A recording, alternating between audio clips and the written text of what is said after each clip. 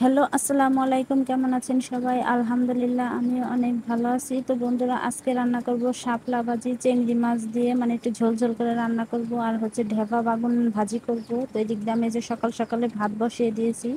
তো মেয়েদের সকালবেলার কাজই হচ্ছে রান্না বান্না, থালি বাটি সব কিছু ধোয়া। তো এত বড় ভিডিও তো করতে পারবো না, যেহেতু আমি নিজেই ভিডিও করি। আর সাথে কিন্তু আমার ছেলের জন্য তেলাপিয়া মাছ ভাজি করব। তো এদিক দিয়ে যে বাগুনগুলো সুন্দর গোল গোল করে চাক চাক করে কেটে নিয়েছি, তাই দিক দিয়ে শাপলাগুলো সুন্দর করে কেটে ধুয়ে পরিষ্কার করে নিয়েছি। এদিক দিয়ে মাছ সব কিছু একদম পরিপাটি করে নিয়েছি। তো এখন মূল রান্নায় চলে যাব। তো অবশ্যই পুরো ভিডিওটি দেখবেন, আপনাদের অনেক ভালো লাগবে। যেহেতু বৃষ্টি আজকে 5-6 দিন ধরে প্রচুর পরিমাণে বৃষ্টি হচ্ছে, তো কোনো সবজি মানে ঘরে ছিল না। তো আর মানে শাপলাটা আমি বাজার থেকে মানে কিনে এনেছি 10 টাকা দিয়ে। তো এটাই হচ্ছে সবচাইতে সস্তার একটা জিনিস, 10 টাকা। আর সব কিছুর তো দাম।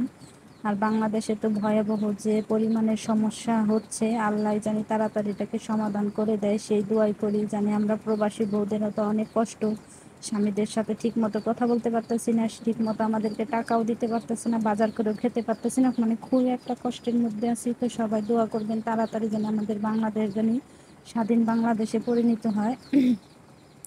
তো এখানে এই যে লবণ হলুদ মরিচ ধনিয়া দিয়ে সব কিছু দিয়ে কিন্তু মানে বেগুনটা আমি দিয়ে দিয়েছি। তো এই বাগানগুলো আমার কাছে মানে বেগুনগুলো খুবই অনেক পছন্দ, যেহেতু গ্রামের মানুষ সবসময় আঞ্চলিক ভাষায় বের হয়ে আসে। তো এটা কেউ কখনো কিছু মনে করবেন না। তো এই দিক দিয়ে আমার বাগানগুলো সুন্দর ভাজা হয়েছে, একদম সুন্দর। দেখেন কালারটা, দেখেন বাগুনের কত সুন্দর, একদম মানে একদম পুড়েও যায় না, সুন্দর একদম লাল লাল ভাজি হয়েছে। বাগুন ভাজাটা আমার অনেক প্রিয়, কি বলবো, খুবই আমার ফেভারিট। আমার সামনে যদি মাছ ও মাংস সবই থাকে, তারপর আমি সেটা খাই না, আমার কাছে বাগুন ভাজি এত ভালো লাগে।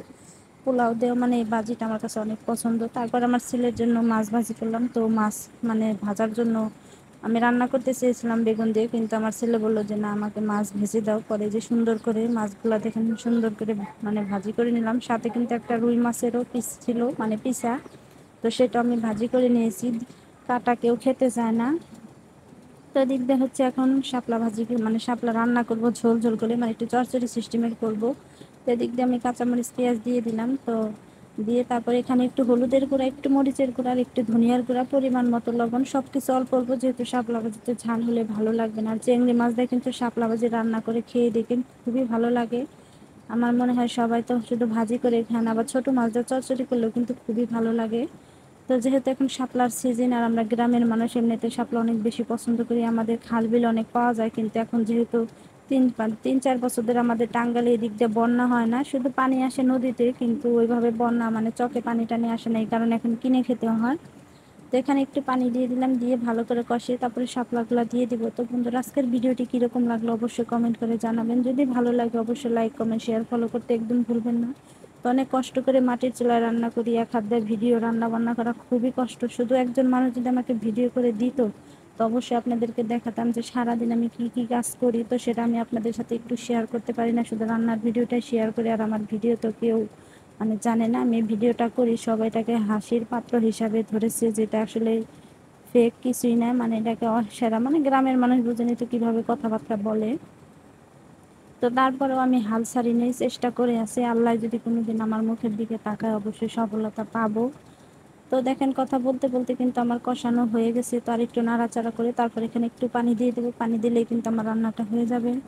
তো বন্ধুরা, সবাই ভালো থাকবেন, সুস্থ থাকবেন, আর দেখে শুনে চলাফেরা করবেন। তো গ্রাম মানে গ্রামে একটু ঠান্ডায় আছে, শহরের মানুষ তো কি বলবো, ভয়াবহ অবস্থা, রাস্তাঘাটে বের হয়ে যাচ্ছে না। তারপরে তো কাজের মানুষ যারা, তাদের তো বের হতেই হবে, তারা দয়া করে ভালো মতো বের হবেন, দেখে শুনে চলাফেরা করবেন।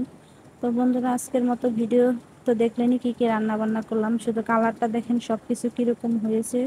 তো সবাই ভালো থাকবেন, সুস্থ থাকবেন, আল্লাহ হাফেজ।